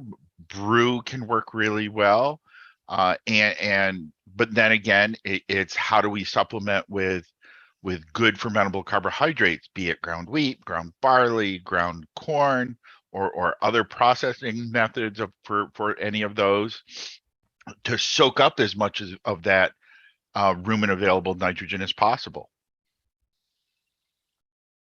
Perfect. Thank you. How are you doing on your loading? Well, when I look at my efficiencies, they are as bad as I thought they would. They're actually worse than I thought they would be. I'm looking at a heifer diet right now for, let's see, these would be late pregnant heifers, and my productive N over total N is 0.15, which is not surprising. If I go to a heifer that is, let's say, average of 4 months, 3 months, and that number is 0.33 to 1. Is better? It's that, well, yeah, growing animals are going to be less nitrogen efficient just because they're retained. They're, you know, we look at average daily gain as a percentage of you know, productive use versus maintenance use is really low. So they're never going to be as good as lactating cows. But if you go back to some of the research that's been done on growing animals that have been fed really well and how more productive they were as cattle, is that something that can be looked at to Well, if we can do ameliorate that? Well, yeah, but you know, if we include all the beef cattle in the world, they're not as nitrogen efficient. They're not as nitrogen friendly. Lactating cows, just because of especially high producing cows, with all the nitrogen that's leaving the farm in terms of milk, Right. are phenomenal. And Right. close up dry cows, yeah, I'm in that 0.14 to 1 or so. Yeah, so it's pretty similar. Non lactating animals are going to be a lot less efficient. Oh, right. Dang. Oh wait, Sorry no, if that I'm was sorry. a loud noise. That was the total N. That was the total N. I'm sorry. Productive N to urinary N, yeah, on a dry cow is 0.26 to 1, and on a late bred heifer, now that I'm looking at the right line, 0.33. Yeah. So that that doesn't surprise me at all. Hudai, do you have, are you going to show us anything, Tom, or are you going to keep rolling? I'm not going to show you anything on this discussion because it's just a report that would be. Okay, good. Hudai, do you want to ask another question or shall I give Paula a turn? Yeah, maybe I have one other one. You know, the flaxseeds, I'm paying some attention to the feeding the dairy cows, especially in the early lactation with the flaxseed. So there's some, I think there's cyanide in flaxseed. Does this affect the cows and some bad effect on the cows? Do you have an idea about this one? I do not, Hudai. Again, it would come back to the levels and dilutions to solution. I mean, there's a lot of flax that's fed in parts of the US and Canada. And boy, I'm trying to think of some of the levels I've seen because they've been blends for manipulating milk fatty acids. And I want to say, well, even the calcium salts of flax oil, that flax blend, I want to say I've seen as high as they'd be getting well over a kilo of flax meal. So no, I don't know. I don't know. Okay. Tom, is flax meal one of the products they would use to try to increase the omega-3 fatty acids? Yes. Yeah. And because when Sarah was in Wisconsin working for Purina, I know that one of the things they did, they had some cheeses that they were trying to do high omega-3 cheeses. And so they were bringing in a lot of flaxseed, and it definitely made the cheese texture odd. Sure. Yeah. That's interesting. Hi, Tom. Hi, Maria. Hi, Sean. Hey, I just had a few words about this flax seeds. The different flax seeds, you need to be a bit more careful. You cannot just directly add unprocessed flax seeds. I think you need on the market. There are some products like extruded or dried, extruded or mixed with something else. But overall, you need to make sure this product, the fat is still highly unsaturated. So if it is not processed properly, it hurts the rumen bugs. The amount you use, usually it's processed. If it's processed well, you can go to 700 gram or a kilo. It again depends on how much flaxseed oil in that product. If this pure flaxseed, apparently the 40% flaxseed oil within that is 50% of them kind of unsaturated. So be careful. Yeah. Thank you, Sean. That's good information. Thank you. Yeah. Paula, I'm going to see if you're ready with some questions. Yes, of course.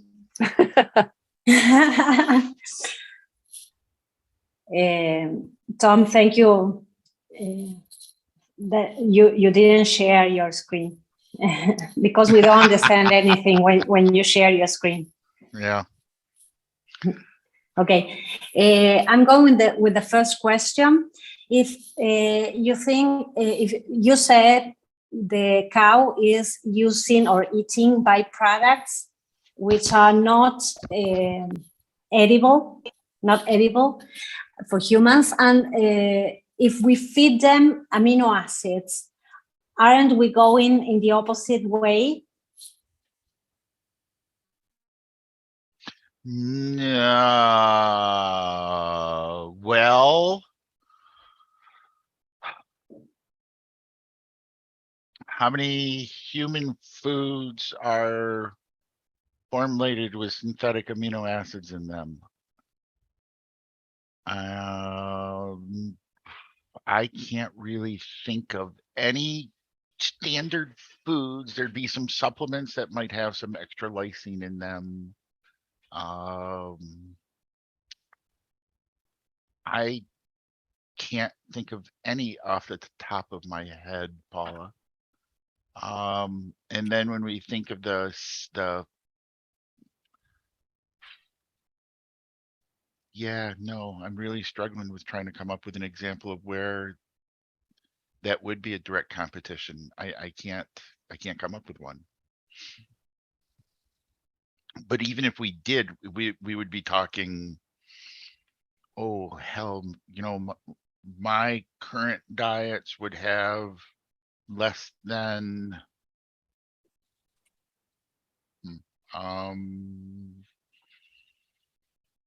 let's see, 0.08 divided by 60 times 100. Yeah, I'd be about 0.1% of the diet would be amino acids. And we put that in perspective against some of the human food byproducts that I feed. I'm using a bakery candy cookie blend that would represent, well, right now it's about 10% of the diet. And if we weren't feeding that to cows, it would go into landfills. So on a grand scale of thing, you know, any of these small inclusion specialty nutrients that we would feed that could potentially go direct to human are really so minor compared to the vast majority of human inedible feedstuffs that we use to feed cows.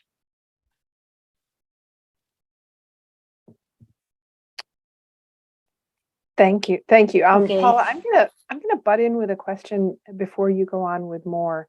Tom, this past week or 10 days, Lynn and I have been talking back and forth, and I'm asking this because I'm glad to see Lottie has joined us. We were trying to look at, she was asking some questions about RUP and RDP, and often that, along with NEM, NEL, are used as rough analyses and rough guesstimations of the quality of a feed. In the model, they're tabular values, and we tend to tell people that, no, we look at MP and ME. What do you recommend that people do to do that sort of rough and ready analysis of a feed before they put it through the model? Well, from again, primarily we are so concerned about how much fermentable carbohydrates and just total energy, because all of our animals are energy limited. So as a real quick and dirty number to look at on a forage analysis, I use this is going to sound kind of odd, so we're going back to an old style number, especially if the forage analysis has the level 1 TDN which is from the 2001 dairy NRC, or even, no, they're not doing TDN in NASEM anymore. That kind of bites. But that level 1 TDN, which is calculated, it's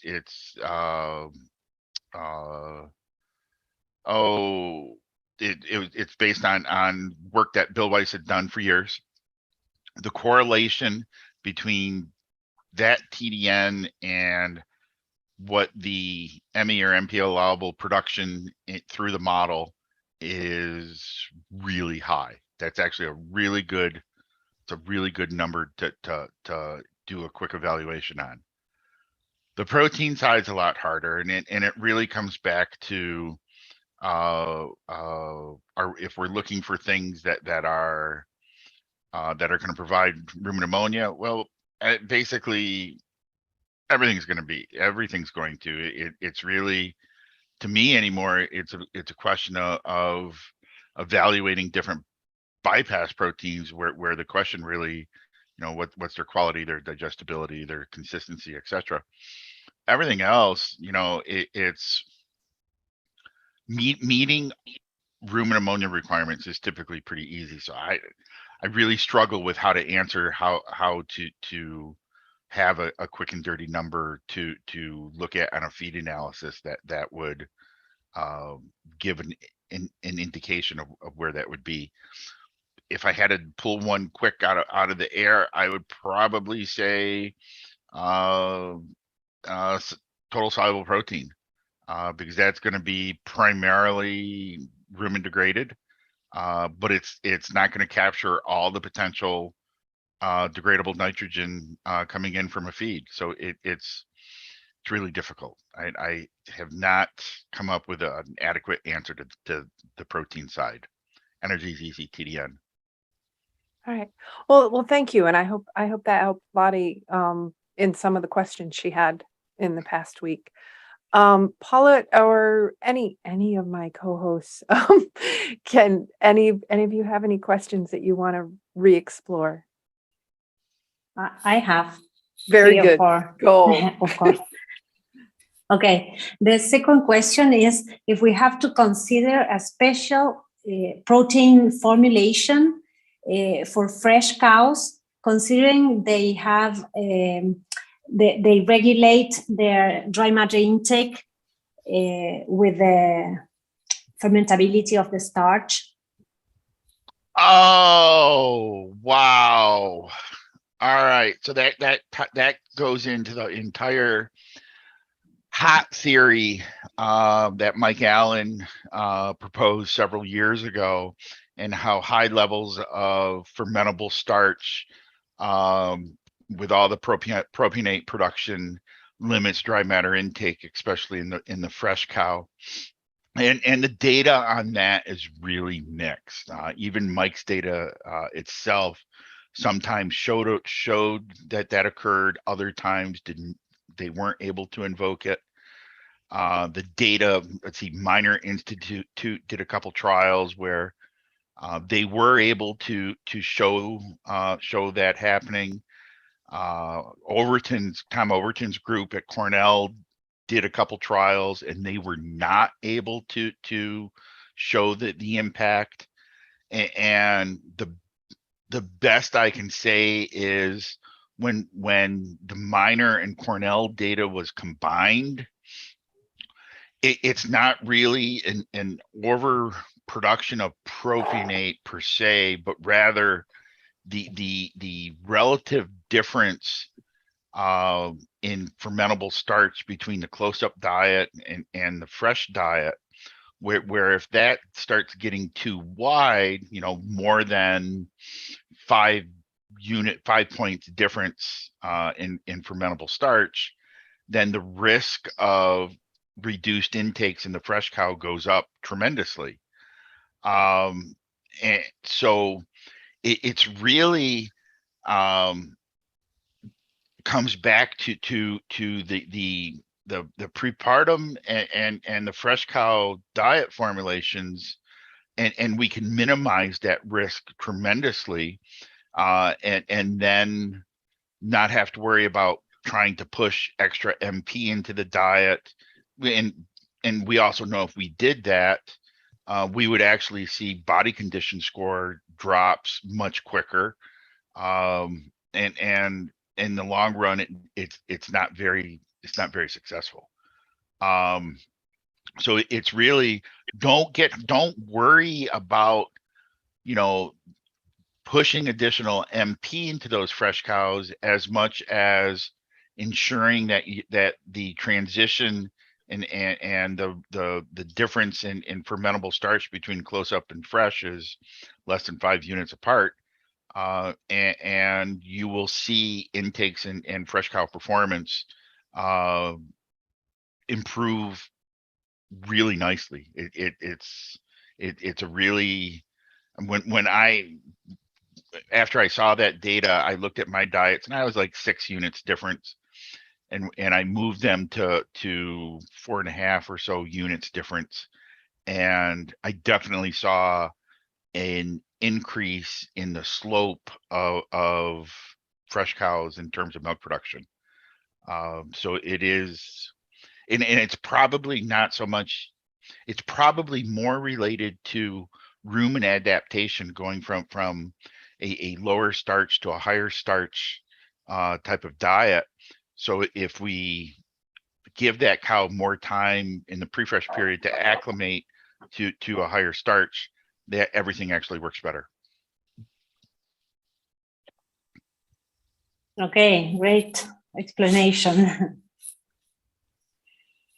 Okay, may I go on with the next question, Maria? Yes, Paula, and then I've got a question that I'll come back to after your next question. Okay.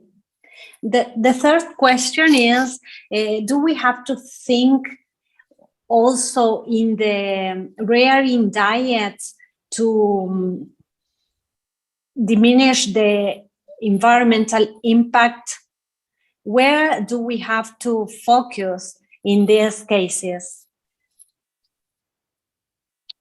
In lactating? No, in the rearing heifers. Oh, in heifers. Oh, wow. In heifers. Well, it's going to be, that's a great question, Paula. It's going to be that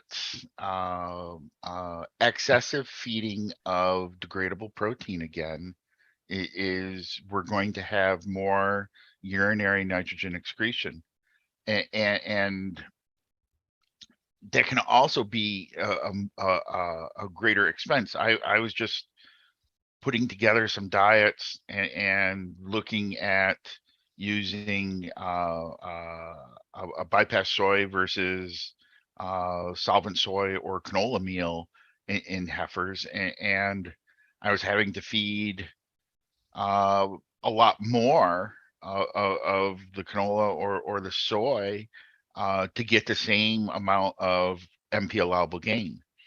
And I think that it goes two ways with that. One is we want to maximize the growth of those animals, because it's, again, if we think about it in terms of productive nitrogen, so in that case it would be body gain in relation to total nitrogen or urinary nitrogen or total nitrogen intake. The higher the gains we have, the more efficient that animal will be, and then watching how much total degradable nitrogen we have in those diets, and minimizing that so that we can reduce nitrogen excretion. Tom, would that also come around to focusing some on genetics and making sure you're raising as few heifers as possible with the highest potential and then doing it well?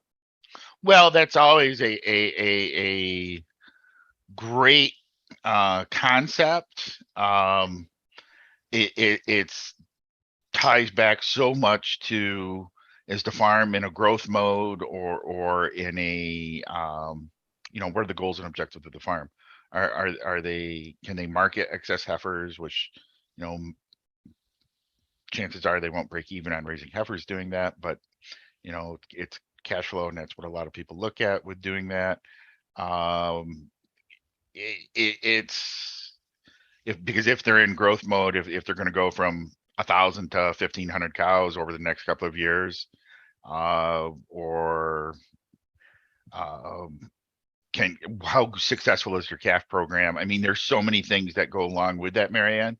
In a perfect world, yes, we would know the genetic potential of those animals, and those with the poor genetic potential would be culled at as early as possible, or they were bred to beef semen, using beef semen.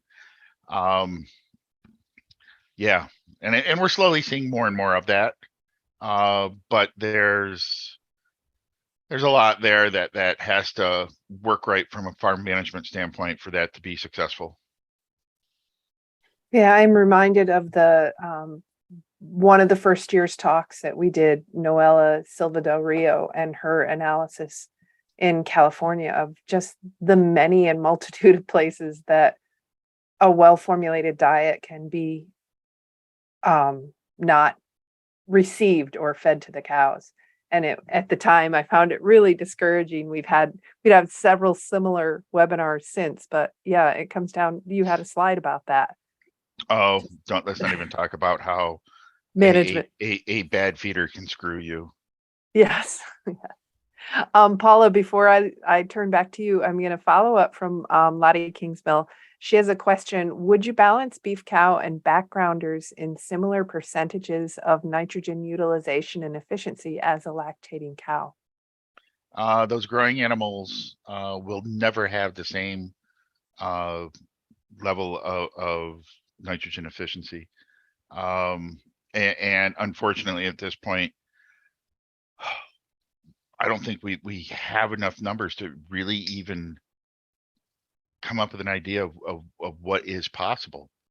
So it's an area that needs more attention for sure. Okay. So I'm not even going to try and guess on a number, Lottie, because Yeah. I'd have to sit and play with a bunch of different formulations and try and come up with, what kind of estimate that we could be potentially looking at. But wow, yeah, I hesitate to even throw a number out at this point. Mhm. All right. Thank you for taking a stab, and Lottie, thank you for your question. Paula, are you ready with some more questions from Argentina? Yes, ready. All right, shoot. Okay, this is a question from Ariel. In the herd D, you showed us a diet with a feed efficiency of 1.99 milk divided by dry matter intake. They ate 59 pounds of dry matter and produced 120 pounds of milk. Those cows were those cows losing weight? Because the report showed a positive balance. Is that possible? The diet had 1.77 mare cows. It is okay. So that would be the high group of cows on that farm. Okay, that it's data that came from Larry Chase and Mike Van Amberg. So I think I know the herd that was, and I can assure you that yes, those cows were doing that, and their body condition score change would have been very small through that production period. It all comes back to really good forages, really high levels of intake.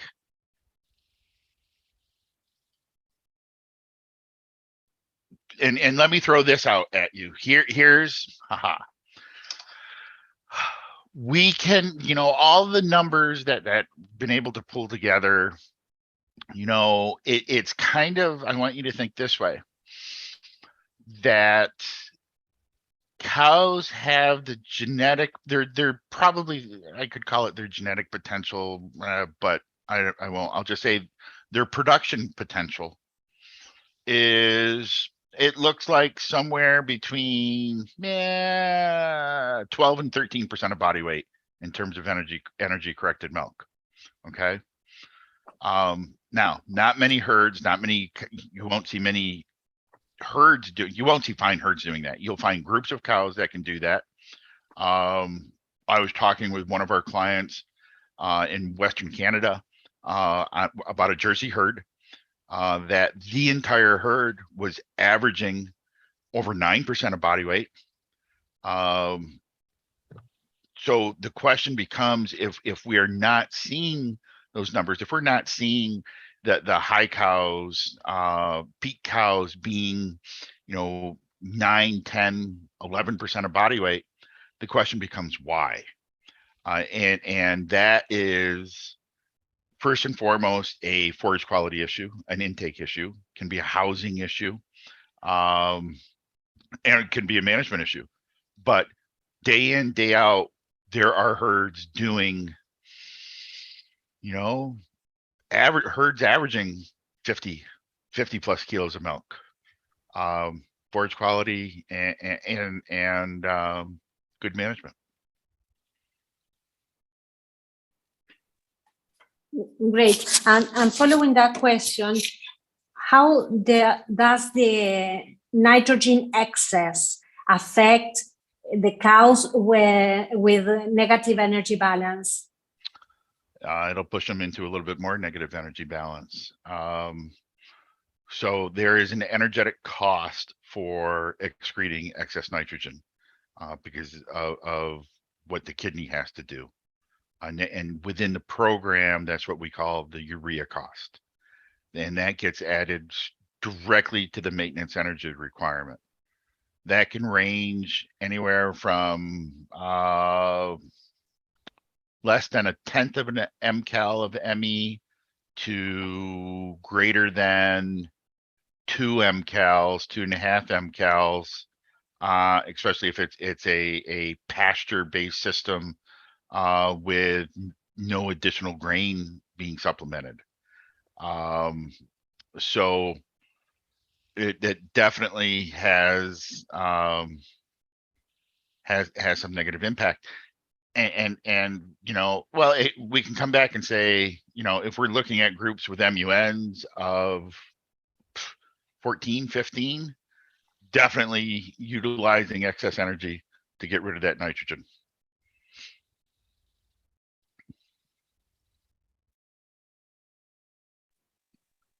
Thank you, Tom. You're welcome, Paula. Okay. Paula, are you all set? Yes. Oh my goodness. All right. I have a question for from Weeben, and he says, except maximizing rumen microbial production, what other tricks can we play to maintain high production if the price of soybean meal and canola meal are relatively too high? Relatively too high to what? Maybe he'll chat. Maybe just high. Yeah. I mean, but again, where are we in terms of that marginal response curve? And really, as we look at the relative cost difference between soybean meal and bypass soy products, well, that price differential really hasn't widened.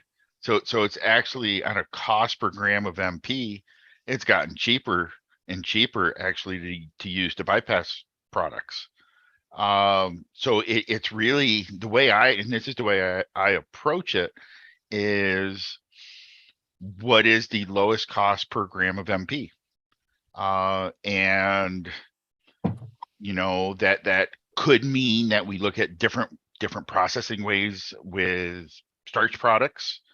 It could be using more bypass products. As long as we're meeting the nitrogen requirements of the bugs, then supplement the cow and minimize the excesses. There may be opportunities for some. We're seeing some new additives and such from some sources that may help with some things, but we've really got to be critical, do a critical evaluation of the data that they provide to see if it's going to be economically viable to use. All right. Tom, unless I get buy-in from anybody else, I think we have covered all the questions. We did have a comment. More than a question is thank you, and it was great to have the discussions always. Tom, thanks for taking the time and being with us, and Hudai, Marty, Paula, and Sean, thanks for joining. Marty, no more flying for you. I saw, my goodness. Sean, see you next week. Hudai, enjoy Australia. Yeah, thank you. Unfortunate that we won't catch up with you next month, but I would be with you and go to Australia, especially in the spring. Yeah, that'll be nice. Ah. Yes, spring.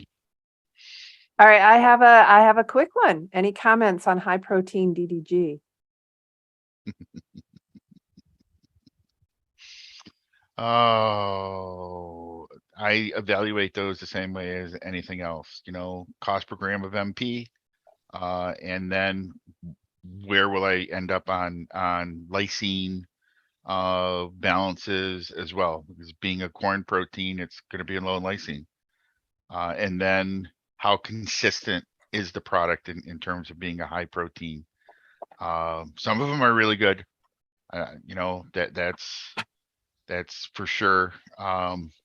But again, look at them in terms of cost per gram of MP and cost per gram of MP lysine, and make your decisions based on that. All right. Unless we get another one real quick, I'm going to say thank you to everyone. It's been a good season, and hopefully next year will be wonderful too. Thank you for attending, everybody. Bye, everyone. Bye. Thank you. Thank you very much. Bye. Bye, guys. Bye. Bye. Bye. And we got to Bye-bye. figure out how to get to Argentina in the next year so we can do some shit live. Bye, everyone. Ooh, Paula's going to Bye-bye. visit. Paula's going to visit? Yes. Yeah. I'm going to the US and you come here. She's going to come up before ADSA. Okay. Well, let's see if we can't we'll talk. Okay. All right. Yes, we'll talk. Thank you. Bye. Bye, everyone. Bye. Bye. Bye-bye.